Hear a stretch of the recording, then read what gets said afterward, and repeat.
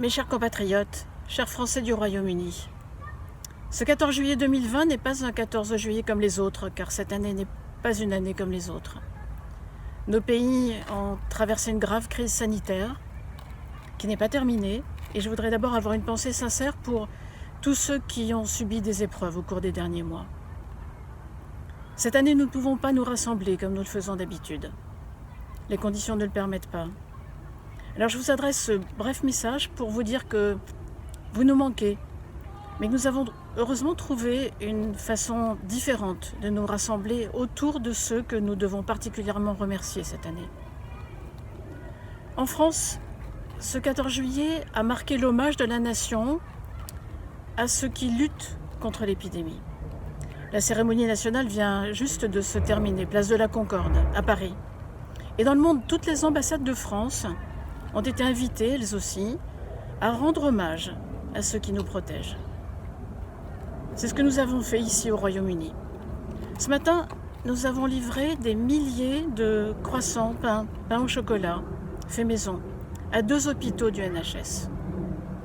Un geste symbolique pour marquer notre soutien et notre plein respect à tous les soignants.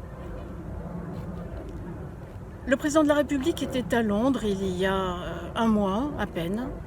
Il a remercié le Royaume-Uni, la famille royale, le gouvernement et le peuple britannique d'avoir accueilli et soutenu la France libre.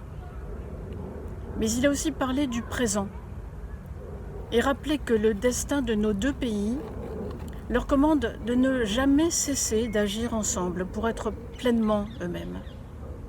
C'est un message particulièrement important cette année, vous le comprenez bien, au moment où le Royaume-Uni a décidé de quitter l'Union européenne. La force de nos relations est soulignée en écho par le ministre britannique des Affaires étrangères. Vous le verrez dans la vidéo qui nous a fait l'honneur d'enregistrer pour ce Bastille Day 2020.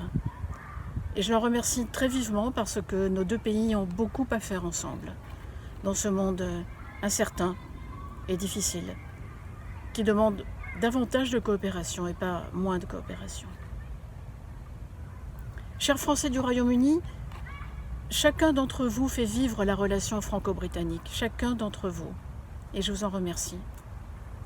De même que la République est en chacun d'entre nous, de ses actes, de ses comportements, de l'amour qu'il porte à notre pays et à ses valeurs.